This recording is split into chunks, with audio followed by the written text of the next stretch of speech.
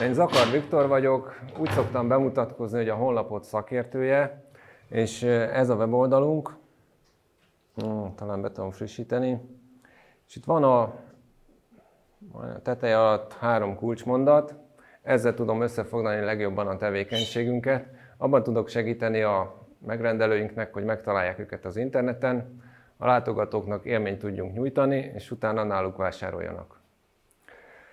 Egyébként webáruházakat és honlapokat, meg egyedi rendszereket készítünk. Ez az előadás, ez 3 részből fog állni. Az első az egy rövid bemutatkozás, vagy egy út, hogy hogyan lettem programozó. A második az szigorúan a szakmáról, a programozásról, webfejlesztésről. És a harmadik rész pedig egy tanácsot szeretnék nektek adni, hogy hogyan álljatok neki úgy az életeteknek.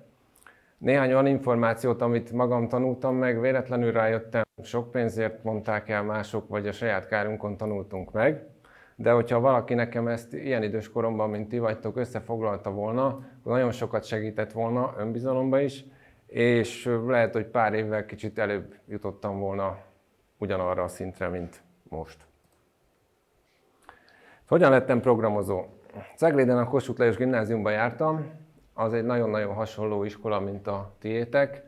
Olyan alulról 5-ös tanuló voltam, tehát bebecsúszott 1-1-4-es, de ezért meg kellett dolgoznom elég rendesen, sokat tanultam, és hát legnagyobb sikerem a tanulmányon kívül ott az iskolában az, hogy diákdíri voltam 1989-ben, ott abban az iskolában nagyon nagy hagyománya van ennek, 1 hónapos, nagyon kemény kampány, és azután sikerült megnyernünk. Utána jelentkeztem a Műszaki Egyetemre, a villanykarra.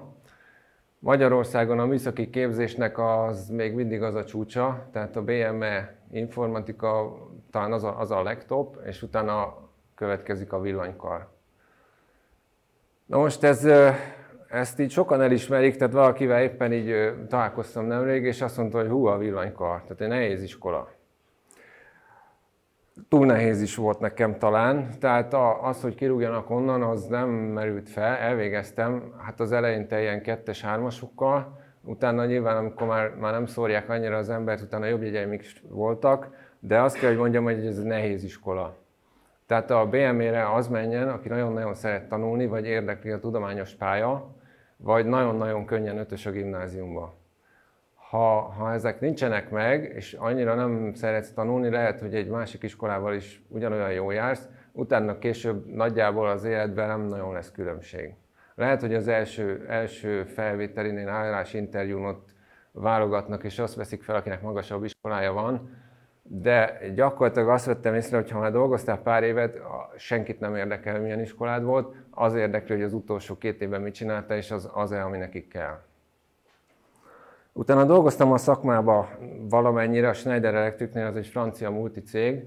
Ott programozgattam is, meg értékesítgettem is, 2-t csináltam együtt, ilyen támogató mérnök voltam. Aztán jött egy ilyen 15 év, amikor teljesen elhagytam ezt a szakmát, és értékesítéssel foglalkoztam. Azt mindenkinek tudom ajánlani. Tehát, hogyha elkezdesz értékesíteni bárhol, annyit megtanulsz az emberekről, mint máshol soha sehol. Sőt, szinte kötelezőnek mondanám, hogy legyen ilyen gyakorlat az életedben. Most utána annak vége lett annak a munkának, és otthon önszorgalomból, meg így voltak feladatok körülöttem, mert ennek is, annak is, ismerősöknek is, saját cégnek is kellett honlapot építeni, feladatokból megtanultam programozni. Teljesen magamtól egy ilyen kb. 2 éves időszak alatt feljöttem arra a szintre, hogy felvettek dolgozni programozónak, ilyen pályakezdő 42 éves programozónak. Ott eltöltöttem egy kis időt, majd utána önálló vállalkozást alapítottam. Ez a WebToday Kft., ennek láttátok a honlapját az előbb. A programozásról, mint munkáról. A programozás az, mondjuk ha egy hasonlatot hoznék, hogy az orvosi munka mennyire sokféle lehet, hogyha elindulok fentről, hogy agysebész, szemész, fülorgégész, egészen az urológusig, én fel tudnék sorolni szerintem 30-at, de aki orvos, az még többet. Hát ugyanez van a programozással is. az a helyzet, hogy a mai világban gyakorlatilag mindenben van program, ami már 2 gomba működő ilyen kis kínai elektronikus kütyű, azt is valaki leprogramozta, egészen a nagyon komplex vállalatirányítási rendszerekig, vagy bármit mondhatnék. 2 nagyon fő iránya van, csak ennyit emelek ki belőle. Az egyik, aki hardvereket programoz, a másik meg számítógépet programoz. Itt az különbözteti meg a dolgot, hogy aki hardvert programoz, az működtet valamit, tehát mondjuk egy jármű alkatrészét, vagy egy ilyen kis akármilyen elektronikus kütyűt, míg aki számítógépet programoz, ott a kimenet az a monitoron, a képernyőn megjelenő adat vagy kép. Hát mi a programozás célja? Én a programozást ezt egy eszköznek tekintem, az egy eszköz feladatok megoldására. Semmiképp nem az a célom, hogy én a világ top programozója legyek, vagy nem tudom, ilyen új algoritmusokat találjak ki. Nekem az a célom, hogy vannak megrendelőim, és nekik okozzak örömet. Tehát az ő munkájukat könnyítsem meg azzal, hogy írok nekik egy szoftvert, amivel naponta 5, 10, 20, 30, 50 percig vagy 1 órájuk felszabadul, és boldogak vele. Tehát úgy mondjam, a munkám végterméke az a boldog megrendelő, akinek örömet tudok okozni azzal a termékkel, a szoftverrel, amit előállítottam. Vannak ilyen tévhitek, sztereotípiák, ezt biztos ismeritek mind a 3-at, igaz? Tehát az egyik az, hogy mindenki kocka. Elmondom, hogyan leszel kocka. Úgy leszel kocka, hogy elvégzed ezt a gimnáziumot, akkor még nem vagy az. Utána elmész egy műszaki iskolába, ott már elindítanak ezen az úton, és az egyetemi vagy főiskolai évek alatt gyakorlatilag szóbeli számonkérés a műszaki területen nagyon-nagyon ritka. Tehát beszélned soha nem kell, csak leírni papírra, amit megtanultál. És utána beülsz egy munkahelyre, ahol ülsz egy számítógép előtt, az időzömébe, és a számítógéppel beszélgetsz úgymond magadba. Ezt mindenki úgy csinálja, tehát ez nem bolondattól valaki, de a számítógép az nagyon türelmes, annak lehet mondani bármit, és nem fog semmit sem visszamondani. Ez az egyik dolog. A másik meg, hogyha beadsz neki valami adatot, mindig ugyanazt fogja válaszolni, attól számítógép. Ha egy embernek ugyanazt mondod reggel, délbe, este, nem tudom, a Dunaparton, az iskolába, teljesen más lesz a reakciója. Most emiatt van az a beszűkülés, egy dolgot lehet ellene tenni, minél több mindent próbálj ki. Minél több mindent próbálj ki az életedbe, dolgozgassál máshol. Most még vagytok olyan helyzetben, hogy van szabadidőtök nyáron, esetleg az iskola meg egyetem közt van, egyetem után van, utána amikor elvégzed a főiskolát vagy egyetemet, akkor már pénzt akarsz keresni, akkor nem lesz erre időd. Próbálj ki dolgokat, legyél nyitott a világba, tanulj ki szakmákat. Nekem van szerintem 5 szakmám, tehát ha leraknának egy bőröndel most Új-Zélandba, akkor 5 szakmába el tudnék helyezkedni. De ezeket csak úgy magamtól, így rákattanás szinten tanultam meg. Hogyan dolgozunk? Ez nem nagyon látszik, mert ugye csak a végterméket lehet látni. Hát ezt most kicsit megmutatom így képeken. Dolgozunk grafikai tervekből. Tehát én nem vagyok grafikus, bár valamennyire nyilván bele kell tásni magamat, hogy úgy kinézzen a dolog, amit kiadok a kezemből, meg néha bele is javítok, de az egy külön szakma. Ezt egy grafikus szokta elkészíteni nekünk a terveket. Mutatok itt egy példát. Tehát itt volt ez egy honlapnak az egyik terve, ez tavaly készült, de ez nem volt annyira sikeres. Készült egy másik verzió, ez jobban nézett ki. Hát itt vannak ilyen szabályok, hogy átviszi a logó vonalát, meg stb. Most nem mennék bele. És akkor egy ilyen JPEG kép alapján nekünk ezt le kell programozni, úgymond, és meg kell valósítani. És akkor a böngészőbe van egy ilyen eredmény, ami már működik, meg animáció van benne, nem tudom, ez így látszik, hogy a menüre húzom, meg stb. Ez az egyik folyamat, vagy itt van egy másik. Ebbe is vannak ilyen animációk, görgetésre, meg nem tudom mi, ezeket viszont nem is a grafikus találja ki, hanem ezeket már én vittem bele, hogy kicsit játékosabb legyen.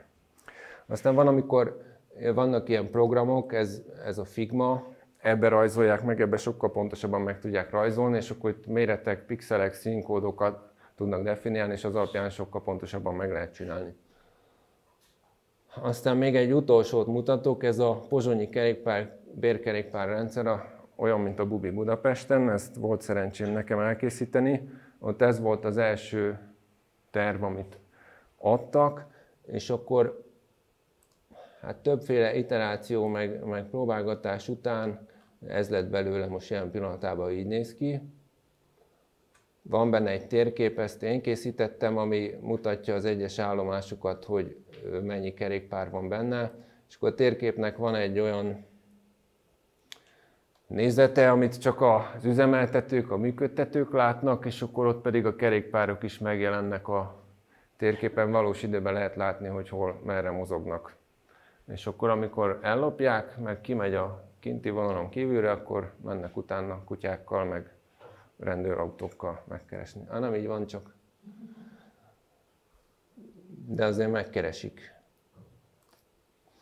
Jó. A másik nagyon fontos, hogy dolgozunk úgy, hogy leírás alapján, tehát konzultáció alapján, tehát a megrendelő elmondja neki, mire van szüksége, hogy ide kattint ez legyen, vagy ilyen adatokat akar lekérni, és akkor azt nagyon-nagyon fontos lépés, hogy mi leírjuk. Leírjuk, hogy mit értettünk meg abból, amit ő mondott, és amikor ő is azt mondja, igen, tényleg ezt mondtam, akkor kezdünk neki a munkának. Elkerülve ezzel azt, hogy ő mond valamit homályosan, mi elkészítjük, és valami teljesen más eredményt produkálunk, mint amit ő szeretett volna. Aztán van olyan megrendelő, aki leírja nagyon szépen, tehát volt egy éttermes munkánk, ott ő leírta, hogy egyik konyhában ilyen képernyő kell, a másikban olyan, az italpulthoz ilyen, a konyhás ezt láthatja, ha rákattint a másik konyháshoz átmegy ilyesmi, olyasmi. Úgy néz ki, mint a McDonald's-okban azok a kis kockák, ha esetleg néztétek, ahol az ételt készítik. Aztán dolgozunk külső leírásokból, például a kártyás fizetőrendszereket abból lehet leprogramozni, hogy adnak hozzá egy nagyon hosszú dokumentációt. Ez kulturáltabb helyen 60 oldal, kevésbé kulturált helyen 600 oldal, és akkor abból kell kiszedni azt a 30-at, amiből meg lehet írni az egészet.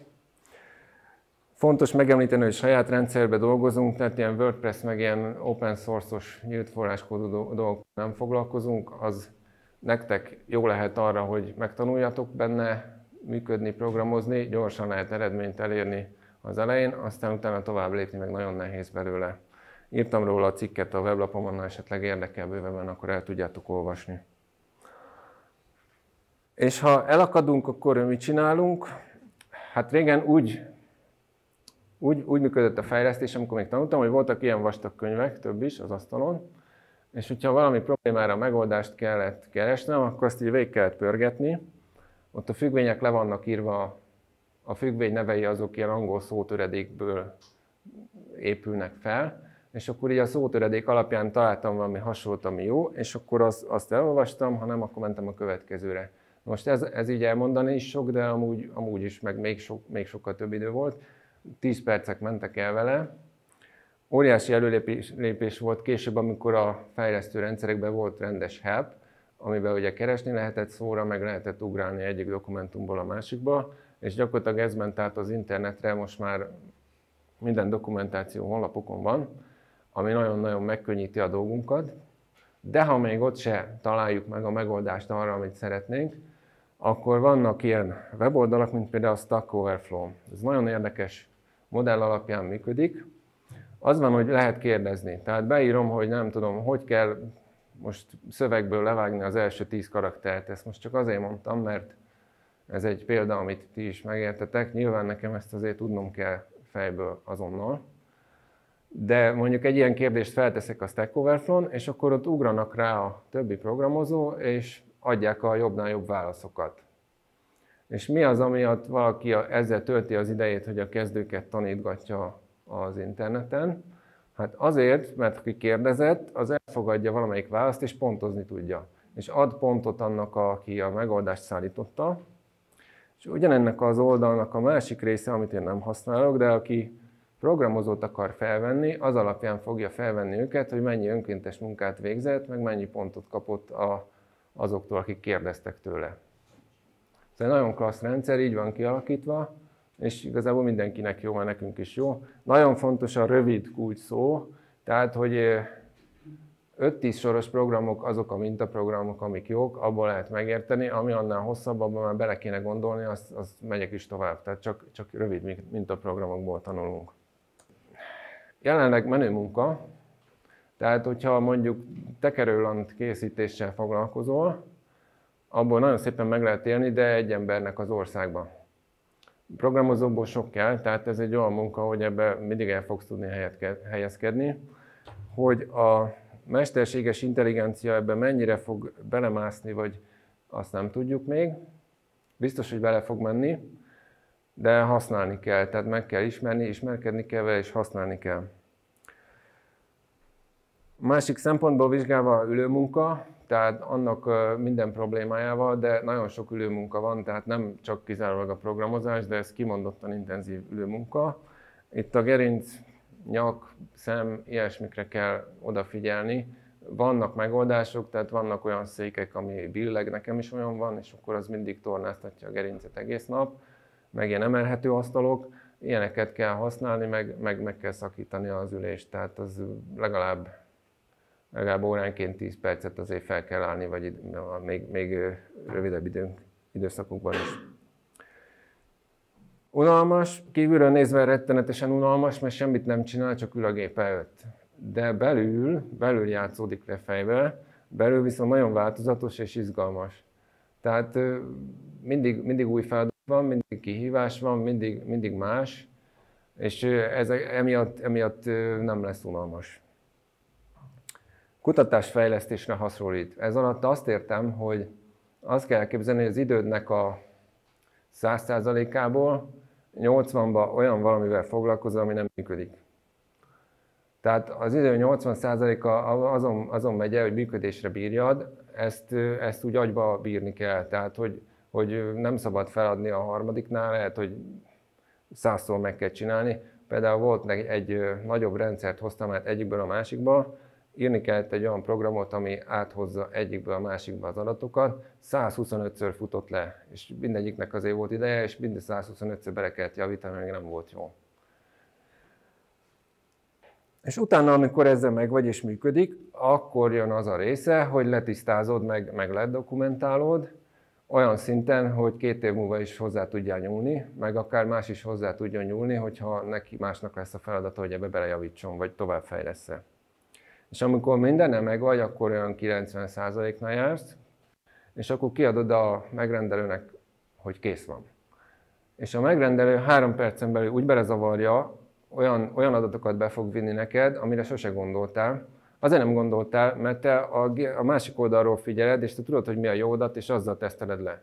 Ő meg nem tudja ezt, és beír bármit, amit ő jónak gondol. Most amikor ezeket kijavítottad, akkor vagy olyan 95%-nál, és hogyha még azt az 5%-ot beleteszed, hogy használjátok közösen, és egyszerűsítesz, meg kijavítasz, meg optimalizálsz az egész dolgon, akkor vagy 100-on, és akkor írtál egy jó szoftvert. Addig nem. Hibázni lehet az elején, amíg nem adtad ki a szoftvert, tehát akárhányszor. Ha mondjuk villanyszerelő vagy, akkor nem lehet. Tehát ott egyszer belenyúlsz valamibe, akkor annyi, vége, sajnos. Ha autófényező vagy, ott az van, hogy 2 hétig készítenek elő egy autót fényezésre, és 1,5 óra a fényezés. És a 1,5 óra fényezésben nem hibázhatsz egyet se a festékszórópisztollyal, mert ha 2-szer végighúzod rajta, akkor megfolyik a festék, azért kell újra kezdeni, ha meg kihagysz valami sarkot vagy élet, akkor meg azért kell újra kezdeni az egészet, és akkor 2 hét munkának egy nagy része megy a levesbe, megvárod, még megszállod, kiveszed, berakod, és újra. Utazni nem kell, öltözködni nem kell, az nekem nagyon jó hír. Nekem a nyakkendő az sosem ment, de itt nincs erre szükség. És az van, hogy gyorsan változik és fejlődik. Arra fel kell készülni, nem fog kitartani nyugdíjig, még lesz 4, amiben bele kell tanulnod és át kell menni rá. Hiába szeretted ezt, egyszerűen elmúlik a világ és a világ dicsősége, és újra kell tanulni. De nem vészes, tehát ha ma egyszer benne vagy, akkor meg tudod csinálni. Hát mit szeretek benne? Két dolgot emelnék ki. Az egyik az, hogy kreatív alkotó folyamat. Tehát nem az van, ha mondjuk autószerelő lennék, akkor mások által megtervezett, megalkotott dolgot tartanék üzembe, és azt javítgatnám. De nem tudnám átépíteni, hogy most ez így jobb volna, mert én jó kitaláltam. Itt teljesen szabad, teljesen kreatív, magam alkotok, festeni, zenét szerezni sajnos nem tudok, ebbe alkotok. A másik pedig az, hogy segíteni másoknak, tehát hogy meg tudom oldani a problémájukat, ami viszonylag könnyedén, ami nekik ilyen óriás nagy probléma, mert nem tudnák megoldani maguk a megrendelők. Hát igazgató helyettes Rita néni kérdezte ezeket a kérdéseket, hogy mi a nehézség benne. Az a helyzet, hogy nincs benne nehézség. Tehát ha nehézség lenne benne, rég ott hagytam volna az egészen. Tehát úgy gondolkodjatok, hogy ha a munkádat úgy érzed, hogy nehézség, akkor váltsál, akkor találj ki valami másikat, vagy menj el új munkahelyre. Ha nehézség van, az nyűglődés az egész, akkor nem szereted csinálni, keres olyat, amiben örömet lesz. Szükséges képességek, ami kell ahhoz, hogy jó programozó legyen. Az egyik az, hogy nagyon-nagyon gyakorlatias szakma. Tehát a képzés, amit felsőoktatás egyetemen kapsz, az nem nagyon ér sokat a piacon gyakorlat nélkül. Tehát 2-3-5 évet, tehát 2 év alatt válsz junior programozóvá, úgy mondják. Az a belépő szint, és ilyen 5 év alatt leszel senior, az már egy magasabb szintje a programozásnak, de kb. Ennyi időt jelen pillanatban bele kell fetszelni. Képzettség nem is kell hozzá egyébként, tehát akár megtanulhatod magadtól úgy, mint én, akkor is el tudsz helyezkedni vele, vagy megtanulhatod egy OK-s tanfolyamon, akkor is el tudsz vele helyezkedni, de nagyon előnyös, tehát aki viszont főiskolát, egyetemet elvégez, ő sokkal-sokkal gyorsabban meg tudja tanulni az új dolgokat, azt vettem észre eddig. Hát angol az elengedhetetlen, azt nem kell azt hiszem mondani, az irodalom az 95%-ban szerintem angol nyelven áll rendelkezésre. Az olvasás, tehát azt tudom, hogy nem nagyon szerettek olvasni, valószínű ti se már, de hogyha nekem videókból kellett volna megtanulnom programozni, akkor arra 2-re még 4 évet rá kellett volna húznom szerintem. Mert ha én egy megoldást így, nem tudom, fél-egy perc alatt nem találok meg, akkor nincs is rá, vagy nem tudom, szóval akkor megyek tovább. Viszont ha megnyitok egy videót, akkor már most a reklám az több ennél, és akkor, hogyha még azt ki tudom kerülni, mert előfizetek, akkor is találok egy 7-15 perces videót, amiben nekem 20 másodpercre van szükségem. Csak hogy az melyik. Szóval azt így nehéz. Persze nyilván az elején megnézhetsz egy pár videót, de hosszú, jelen pillanatban hát lehet, hogy 5 éven belül eljutod a mesterséges intelligencia, és akkor a videók is ki lesznek totálra indexelve, de most még kell az olvasás. Kell hozzá önfegyelem. Azt mondom, tehát hogyha mondjuk vizsgára tanulsz, és felkelsz reggel 8-kor, hogy most megtanulom, és akkor azt mondod, hogy hú, de hát este 10-ig lehet tanulni, rengeteg idő van még, gyorsan megnézek egy filmet. Aztán utána még egyet, akkor ott elbuktál. Tehát itt ezt nem lehet megcsinálni. Itt dolgozni kell, tehát hogyha valahogy úgy kell szervezni, hogy odaülsz, látszólag egy ilyen home office az teljes szabadság, de nem annyira, tehát kell ott is az időt, azt bele kell tenni. Kell azt mondom, hogy időigényes munka. Fontos a következetesség, kitartás is. Itt azt mondom, hogy tehát találj ki szisztémákat, jelölésrendszereket, hogy fogsz milyen stílusba dolgozni. Nem minden változót A-val meg B-vel jelöljél, hanem valami értelmes tartalom szerint címezd. Akkor, hogyha mondjuk pénzt beszámolsz, akkor ne legyen az, hogy egyik helyen HUF-nak hívod, a másik FT, a harmadik helyen meg kiírod, hogy forint. Meg azt is döntsd el, hogy most fillérbe számolsz, van, ahol úgy számolnak, vagy egészbe, hány tizedessel. Mindegyik jó megoldás, csak az a lényeg, hogy ez mindenütt következetesen pontosan ugyanúgy szerepeljen a munkádban vagy a kódodban. Hát van ilyen, hogy nagyobb léptékben gondolkodás mindig, tehát gondolkodj előre. A megrendelőd égre, földre esküdözni fog, hogy neki csak 3 féle köret lesz az étlapon, soha nem lesz több. És amikor ez elkészül, 2 nap múlva szól, hogy kell egy 4.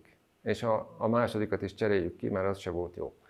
Tehát ezekre egy előre fel kell készülni, vagy nem tudom, az áfa 27%, azt ne írd bele a programba soha, mert az bármelyik órában megváltozhat. Az én életemben legalább 3-szor vagy 4-szer változott, nektek standard ez a 27, de nem lehet rá így felkészülni. Szóval így előre kell egy kicsit gondolni, és hát rólam az egyik barátom azt mondta, hogy Viktor, annyi programozó van, hogy Dunát lehet velük rekeszteni, de olyan, mint te, aki megérti azt, amit az ügyfél akar, abból nagyon, nagyon kevés van. Tehát az, hogy mindig figyelj oda, hogy mi az, amit kérnek, és mi az, amit elvárnak, ne arra figyelj, hogy azt neked hogy a legkönnyebb, meg a leggyorsabb megcsinálni. Körülbelül erről szól. A webfejlesztéshez legalább 3-4 programozási nyelv kell, az azért nehéz viszonylag az elején beleugrani, de meg lehet tanulni, és egy nagyon szép téma. És hát iskolai tantárgyakból mi kell? Nagyon furcsa választ mondanék rá, hogy minden vagy semmi. Tehát a matek az alapja valamennyire, de nem kell nagyon erős matek. Tehát logaritmust én soha nem használtam. Nyilván, hogyha grafikával foglalkozol, vagy ilyen térbeli játékokkal, akkor ott a koordinátorrendszer több dimenzióba is megy. Nem is biztos, hogy csak 3-ban, lehet, hogy több is kell hozzá. Ott az nagyon fontos, de én nekem így nem nagyon kellett. Egyenleteket azt kell felírni, de ott sem van nagyon bonyolultakat, viszont ami nagyon-nagyon fontos, az a satszolási képesség. Tehát az, hogyha beadsz valamit számolásra a programnak, az pillanatok alatt kiszámolja, de neked azt úgy fejbe érezni kell, hogy ez jó-e. Vagy most 10-szer annyi, vagy 100-szor annyi, vagy 10 annyi eredmény jött ki. Ott inkább ez, ami nagyon fontos. Utána a tantárgyakból meg az lehet fontos, amivel éppen programozol, mert ha mondjuk nyelvi fordítóval foglalkozol, vagy valami mesterséges intelligencia félével, ilyesmivel, akkor a nyelvtan az lehet, hogy kiemelten fontos lesz. Na most, hogy hogyan kezdje ehhez az egészhez hozzá, mert hogy itt álltok az élet kapujába, és az most lehet, hogy érdekel a programozás, vagy bármi más, és akkor majd így a mai pályanap után eldöntöd, hogy mi leszel. Az tök jó dolog, egyébként azt lehet korrigálni is később, hogyha van átjárás bizonyos szakmák között, de ettől még az egész életed nem fog kialakulni, ha nem egészében kezeled az életedet. A munkahelyed az csak egy része lesz. Az, ami nagyon fontos, hogy tervezd meg. Tehát vegyél 8-10 papírlapot nyugodtan elő, és kezd el írni az álom életedet, hogy milyen életet szeretnél élni, hogy hol akarsz lakni, kivel, mindent. Hát igen. És hogyha ezt így megtervezed és leírod, akkor az a helyzet, hogy tehát nem bizonyítható semmilyen semmi fizika nem bizonyítja, csak egyszerűen működik, az, hogy a leírt dolgok hajlandók megvalósulni. Még ha teljesen, abszolút totál irreálisnak is tűnik. Tehát ha azt írod le, hogy űrhajós leszel, az is. Ha nagyon ráfókuszálsz, hát így lesznek olimpiai bajnokok, meg így érnek el nagyon kiemelkedő sikereket az emberek. De nagyon fontos, hogy nem mutasd meg senkinek, legalábbis olyan embernek nem mutasd meg, aki emiatt kinevet. Tehát ha haverok csináljátok ketten, az tök jó, ha párkapcsolatban csináljátok, az is tök jó, ha a szüleitek olyanok, hogy meg lehet velük beszélni, az is nagyon jó, de ennél távolabbra nem mennék, mert hogyha kinevetnek, nem az a baj, hogy kinevettek, hanem az a baj, hogy magadat le fogod róla beszélni, és feladod az álmodat. Van egy olyan, hogy tervezés, meg a sodródás. Tehát, hogy aki tervez, az azt hajtja végre, amit megtervezett. Azokat a lépéseket, és olyan lesz az élete. Aki nem tervez, az sodródik. De a sodródás az meg azt jelenti, hogy másoknak a terveit hajtja végre. Tehát lesznek olyan emberek, akik megtervezik, neked is, és akkor azt kell csinálnod. Csak el kell döntened, tehát az sem lehetsz alkalmazott, nyilván mindenki úgy kezdi, akármeddig lehetsz alkalmazott, csak azt kell eldöntened, hogy az irányba van-e a te terveiddel. És ha igen, akkor teljesen jó, csináljad. Van egy ilyen ábrázolása az életnek, vagy nem tudom, hogy életkerék. Vagy azt is mondhatnám, hogy boldogság, a boldogság keresése. És És azért kerék, mert a keréknek van egy olyan tulajdonsága, hogy így oldalról nézve teljesen kör alakúnak kéne lennie, szemből nézve meg egy egyenes vonalnak. Most ez küllős keréknél úgy érik el, hogy egyforma feszesek a küllők, autókeréknél meg ilyeneknél úgy érik el, hogy ki van egyensúlyozva. Azt mondják, hogy ki van súlyozva. És akkor, hogyha a kerék teljesen kör alakú és ki van súlyozva, akkor megy egyenesen. Egyébként meg ráz, meg össze-vissza megy, nem optimális a működése. Most ugyanezt így ráhúzzuk az életünkre. Ezt nem tudom, hogy lehet követni? Jó. És az életet, mint egy jó pizzát, felosztjuk 8 egyenlő szeretre. Nem is, jó, mondjuk legyen 8 egyenlő. Lehet ezt egyébként másképp is csoportosítani, és azt mondjuk, hogy van az első, akár így kívülről befelé haladva, ez a tested, az életed és az egészséged. Hát most rátok nézek, mindenki kapott egy tökéletes testet ajándékba a szüleitől, és rajtatok múlik, hogy mit kezdetek vele. Nézzen meg 50 éves embereket, látsz köztük sokfélét, látod rajtuk, hogy mit kezdett vele. Egyébként meg ennek aztán olyan irodalma van bárhol, hogy legyél egészséges, meg fit, meg sportolja, hogy rengeteg. Nyilván mindenki hallott mindenről, de érdemes megfontolni. A másik a párkapcsolat és a család. Hát itt az van, hogy az ember családba érzi jól magát, egyszerűen azért, tehát mi sem akartunk gyereket nagyon sokáig, de biológiailag beléd van kódolva az utódgondozás. Tehát egyszerűen nem lehet kibújni alóla. Hogyha ennek ellenállsz, akkor nem lesz kerek, tehát nem lesz kiegyensúlyozott az életed, az biztos. Párkapcsolatról annyit szeretnék mondani, hogy ha nem működik, akkor azt nézd meg, hogy miért működött valamikor. Tehát valami miatt beleszerettél a párodba, az biztos, meg különben nem lett volna párkapcsolat belőle. Vizsgáld meg azokat a dolgokat, ami miatt akkor beleszerettél, és próbáljátok oda visszamenni.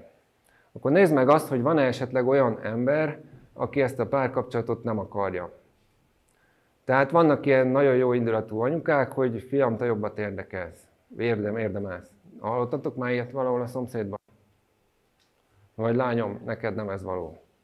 És akkor ott így vége van a dolognak, és akkor teljesen egy harmadik fél miatt a kettőtök kapcsolata megromolhat. Hát nekem igazából ez egy gimis képünk, a feleségemmel 1989-ben ismerkedtünk meg, pontosan olyan körülmények között, mint ahogy itt ti vagytok a gimnáziumban. Egy osztályban jártunk, azóta vagyunk együtt, úgyhogy az, hogy hogyan kezdeményez párkapcsolatot, arra nem tudnék mesélni, mert nekem sose. Ezen az egyen kívül soha nem kellett. De azt hiszem, hogy ez a jó út, tehát úgy érzem. Másik a karrier, munka. Nemrég hallgattam Csernus Imrétől egy podcastet, és azt kérdezték meg tőle, hogy lehet-e az ember boldog vagy sikeres, úgy, hogy a munkahelyén nem teljesít. Tehát nekem is volt olyan szakasz a munkáim között, hogy csak lébecolni kellett, tehát hogy egyszerűen bent kell tenni, és semmi elvárás nem volt, magamnak kellett kitalálni a feladatokat, és az a helyzet, hogy az nem jó. Tehát egyrészt dögunalom, tehát egy ereje teljében lévő alkotó, értelmes embernek ez kényszenvedés, az olyan, mint a börtönben lennél zárva, és nem tudsz semmit kezdeni magaddal. Ezért nem jó, a másik meg azért nem jó, mert ez ki fog hatni a jövedelemre is, és akkor a jövedelemmel nem tudod a családodat, meg azt az életet megvalósítani, amit meg egyébként szeretnél. Akkor vannak a pénzügyek. Az nem baj, hogy még most nincs pénzetek, mert valószínű, lehet, hogy van, aki már örökölt, vagy nem tudom, gazdagok szülei, de általában ilyen időskorban nem szokott lenni még az embereknek pénze, de legyen pénzügye. Tehát azt tanácsolnám nektek, hogy megint csak vegyél még egy papírt, vagy hát nem tudom, a 8-ból az egyik, és írd össze az álom életedet. Tehát írd össze azt, hogy milyen körülmények között hol szeretnél lakni, mennyit akarsz költeni havonta, hányszor jársz színházba, moziba, étterem, stb.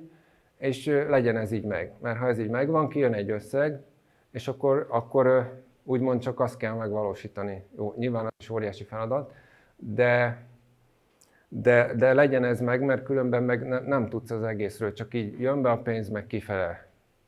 Most az a baj egyébként ezzel az életkerékkel, hogy mindegyik szeletjéről tudnék kb. Egy ilyen másfél-két napot mesélni példákkal, de sajnos az időm az nagyon korlátozott, és így ezért erről sem tudok többet mondani. Megyek a következőre. Van olyan, hogy hobbi feltöltődés, ebben minden belefér, ami az utazásod, nem tudom, minden, amit a munkán kívül, meg a családon kívül csinálsz nagyjából.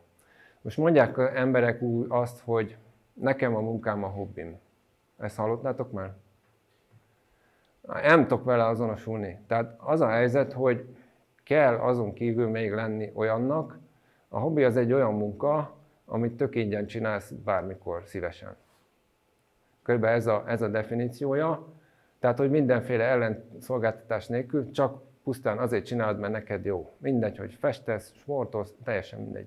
Akármi lehet az, csak legyen egy ilyen, vagy utazni szeretsz, legyen valami ilyen, ami kikapcsol. Azért kell, hogy kikapcsoljon, mert az ember kimerül a munkába, tehát elfárad, és sokkal nagyobb energiával meg lendülettel tud hétfőn újrakezdeni, vagy bármikor nyaralás után, hogyha időnként kipihenni magát. Én nekem csak személyes példa, ez 1988-ból van, kerékpár túra a Bükkbe, Felső-Tárkánynál, sziklafal előtt fényképeztük egymást. Tehát ez az egész úgy kezdődött, én nagyon sokat kerékpároztam azóta is, versenyeztem is, ez az elsődleges hobbim, de úgy kezdődött, hogy célt állítottunk, még akkor nem tudtam ennyire tudatosan, hogy ezt így kell csinálni, de az volt a cél, gimnázium 3. osztályban, de az most 11, ugye? Igen, azt nem fogom tudni soha átszámolni. 11-ben az volt a cél, hogy nyáron eljutunk kerékpárral a Balatonra valamikor. Az Ceglédről a Balaton 180 km, és tudtuk, ezt így télen eldöntöttük, hogy ahhoz edzeni kell. És akkor az volt a terv, hogy minden héten 5-ször 1 órát kerékpározunk. Cegléd és Nagykörös közt kerékpároztunk, ez kb. 30 km, ezt megcsináltuk, és nagyon szépen eljutottunk a Balatonra. És utána ebből jött sorba,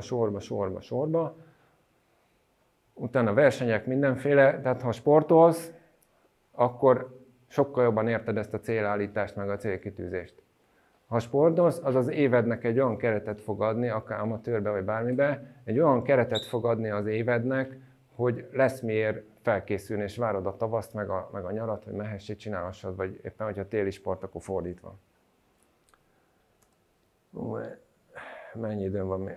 Egész jó vagyok. A lakóhely. Tehát a lakóhely az megint csak egy kulcsfontosságú dolog. El kell döntened, itt most az a helyzet, hogy nincs jó megoldás. Tehát a Kacsalábon forgó palota is jó, a kislakás is jó, a kastély, a vidéki, nem tudom, birtok, a családi ház, mindegyik jó, az a jó, ami neked jó. Tehát, hogyha világutazó vagy, akkor lehet, hogy neked egy kislakás kell valahol, mert úgyse vagy otthon 200 napot egy évben. De kulcsfontosságú, tehát kihat az egész életedre. Na most az a helyzet, hogyha engem most megkínálna a Mercedes vagy a BMW gyár, hogy menjek oda fejleszteni, valószínűleg több pénzt keresnék, mint most. Biztosan. Még mint így vállalkozó is. És az lenne a hátulütő, hogy le kéne költözöm Debrecenbe vagy Kecskemétre. Na most én az Alföldet nem szeretem, onnan elköltöztem ide a hegyvidékbe, én itt érzem jól magam. De ha az Alpokba kínálnának meg, akkor lehet, hogy kevesebb pénzért is elvállalnám. Mert nekem nagyon fontos a lakóhely, meg a környezet. Emberi kapcsolatok. Elmondom, hogy a leges-leges legjobb időszakban vagytok, a legjobb pillanatban, hogy barátokat szerezzetek. Azért, mert most érdek nélkül lesznek barátaitok, mindenki itt az iskolában, meg az osztályban. Később ez már nem megy ilyen könnyedén, de az igazi barátságok azok ilyen gimibe alakultak ki, ez így volt nálunk is, meg még utána egy pár évvel közös tevékenységek, meg kalandok kapcsán. Hát erről is tudnék sokkal többet beszélni, de az idő véges. De van az életednek egy 8. területe, az a lelki életed, meg az univerzummal, vagy Istennel való kapcsolatod. Tehát ne felejtsd azt el, hogy az univerzumon belül egy ilyen legeslegtávolabbi bolygó, félreeső bolygóban vagyunk, ahonnan sehova se lehet elmenni gyakorlatilag. Hogy ez hogy, meg miért, ezt kutasd. Tudnék rá mondani dolgokat, tudnék rá mondani felfedezéseket, amiket most tettem, de lehet, hogy túl magas, meg az idő hiányában most kénytelen vagyok tovább lépni, mert egy nagyon-nagyon fontos dolog van. Hát, hogy van az az alkohol, drog, meg a hasonló szerek, amit még fel se találtak, meg ezután fognak, akkor is, ha csak hétvégén, ha csak péntek, szombat, de mindig, akkor se jó. Vagy a sötét oldal, tehát a gyermek pedofil pornó oldalakat is programozók készítik. Ne menj át a sötét oldalra, sokkal nagyobb pénz van benne egyébként, mint a sima programozásban, és az egyéb sötét oldalon a tevékenységekben sokkal több pénz van, csak onnan nincsen nagyon visszaút, tehát onnan nem tudsz kiszakadni. Nem nagyon tudsz visszajönni a normális életbe. Tehát soha nem menj át a sötét oldalra, és ne legyenek párhuzamos párkapcsolataid. Az előfordulhat, hogy egy párkapcsolat mégsem működik, és le kell zárni. Nagyon-nagyon rossz dolog, nagyon kellemetlen mind a két félnek, de újra lehet kezdeni. De ne csináld párhuzamosan. Tehát ezekbe mindenki úgy megy bele, hogy úgyse tudja meg senki. Meg csak egyszer. Aztán kétszer, és az a helyzet, hogy még meg se történt az első, már tudják. Tehát ez nem működik. És az a helyzet, hogy nagyon sok ilyet láttam, felnőtteket, barátokat, közvetlen embereket, akiket ismertem, akik emiatt gyakorlatilag ezt az egészet, amit így felépítettek 10-20-40 év alatt, nagyon-nagyon gyorsan, van, aki egy óra alatt, van, aki egy hét alatt, van, aki egy év alatt lenullázta. Tehát van egy ismerős, aki a harmadszor válik, az mind a háromszor elvesztette a lakását, meg mindenét, és most újra kezdő, nem tudom, 56 évesen, de akkor már nem annyira vidám. Tehát biztos mondták, hogy ne drogozzál meg, ne igy el, de mit mondtak? Azt mondták, hogy egészségtelen, nem? Vagy nem tudom, körülbelül ez a magyarázat. De én most adok neki egy másik szempontot. Tehát azért ne csináld, mert tehát hogyha hétköznap lehet, hogy jól is teljesítesz a munkahelyeden 5 napon keresztül, de utána abban a kettőben szétcsapod magad, akkor nem tudsz úgy kipihenni, nem leszel kipihent, és nem tudsz utána a munkádba se teljesíteni. Ez nem érdemes. Akkor van egy ismerősöm, ezt az egyetlen egy példát elmondom. Ő éjszakában dolgozott, 2 munkanapja volt, a péntek meg a szombat. Na most ez így ideálisan hangzik, igaz? 5 napig bármit csinálhatsz. De a valóság az volt, hogy a 2 munkanapon szétcsapta magát, és utána csütörtökre tért magához. Tehát csütörtökig mindenkivel veszekedett, nagyon fáradt volt, nagyon rosszul érezte magát, és akkor neki igazából csak a csütörtöktől a péntek estig maradt meg a hetéből. És hát szerencsére, óriási szerencsére ki tudott belőle jönni, de nem nagyon szoktak. Lovasi András szavaival szeretnék búcsúzni. Tehát, hogyha ezt az előzőt így megcsinálod, ezt az életedet, akkor onnan fogod tudni, hogy jól vagy, ha nem találsz senkit, akinek a helyében lennél. Köszönöm szépen, kérdések órája következik. Igen. A szakmapiacon akkor nem kell az élet, tehát nem kell rámenni egyetemre, mert úgyis lehet munkát találni, vagy az egyetem. Hát nézd, azt mondom neked, hogyha munkát keresel, és mondjuk van egy OK-s tanfolyamod, azzal már el tudsz indulni valamerre. Vagy nem tudom, akkor valami másnak hívják, de ilyen felnőtt képzés. Tehát ugye tanár nem lehetsz, csak ha tanár-diplomád van. Orvos nem lehetsz, csak ha orvosi diplomád van. Ügyvéd nem lehetsz, mert nem kapsz engedélyt, csak ha elvégezted a ügyvédi. Programozó bárki lehet. Tehát teljesen mindegy. Ha kis zseni gyerek vagy, és 8 éves korodtól ezt nyomod, lehet, hogy 18 évesen elvisznek akármekkora céghez, ha tudsz. De ott itt csak a tudás számít. De tehát most van, aki zseni, érted, és rögtön mindent tud magától, a többinek meg tanulja meg az iskolába. Tehát nyilván előny, tehát hogyha odamész az állásbőrzére, ők is az ELTE informatikáról választják az elsőt. Ha az betelt, akkor választanak a, nem tudom, Óbudai Egyetemről.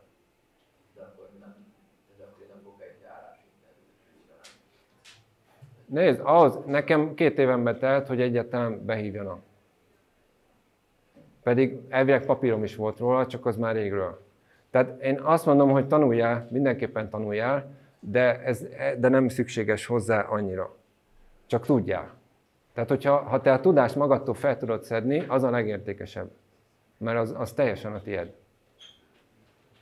Nem tudom, jó összezavartalak? Ez egy jó munkahely, azért nem egy hátrányos, ahol tudják, tehát ahol belső képzések vannak, ahol az ember tanulhat. Igen, utána igen, csak tehát azt borzasztó nehéz megugrani, hogy fölvegyenek valahol. Érted? Tehát az, hogy elfogadják, hogy te tényleg meg tudod ezt csinálni, onnan kezdve már mehetsz fölfele bárhova, de azt mondom, ha van egy főiskolai programozói végzettséged, az egy tuti. Azzal biztos, hogy felvesznek. Azonnal. Most már úgy hívják, hogy alapképzés. Alapképzés, igen, ja, tehát a 3 éves egyetem. Igen, hát megöregedtem. Igen. Más lett. Aha. Igen. De villanyszerelő se lehetsz. Tehát az se lehetsz, mert ott is be kell valamennyire vizsgázni. Tehát van egy csomó ilyen dolog. Itt nincsen ennyire feltétele. És azon kívül, tehát mondom, hogy ha elmúltam már 30 éves, teljesen mindegy, milyen iskolád van, akármilyen lehet. Senkit nem igazán. Jó, biztos van ilyen multinál előírás, meg államigazgatásban kell, hogy legyen ilyen-olyan végzettséged, oda nem vesznek fel. De amúgy csak az számít, ugye azt mondom, hogy a szabad piacon csak az számít, amit előtte csináltál. Előtte pár évben, miben van gyakorlatod. Az is előfordul, hogy kapsz egy feladatot, amit old meg és küldöd. Hát az, igen. Az, de elhiggyék rólad azt, hogy tudod azt a dolgot. Na, még kérdés? Na, Viktor. Igen. Mire fontos a kapcsolati tőke ebben a szakmában? A kapcsolati tőke az nem az, hogy te kist ismersz, hanem téged ki ismer. Érted? Tehát én is fel tudnék sorolni híres embereket, meg mit tudom én, akivel kezet fogtam, vagy valami, de az nem kapcsolat. Az a kapcsolat, hogyha én neki tettem szívességet, vagy szolgáltam neki valamivel, akkor ő azt meghálálja. Az a kapcsolati tőke szerintem egyáltalán nem fontos. Tehát teljesen érdektelen. Itt a vevőiddel, vagy a megrendelőid, hogyha saját magad akarod eladni, tehát ez abban a tekintetben fontos lehet, hogyha te magad vállalkozó vagy, mint én. Ha beosztott programozó vagy tehát munkavállaló, akkor egyáltalán nem fontos. De ott is a kapcsolatot magadnak épített ki, tehát én nekem úgy, hogy az első legegyszerűbb munka, 20 000 fontos munkámtól kezdve így lépdeltem felfelé, és akkor ajánlás, referencia, stb. És akkor belebotlasz érdekesebb megrendelésekbe, nagyobb projektekbe. Hát nagyon szívesen, remélem, hogy segítettem nektek. Köszönöm.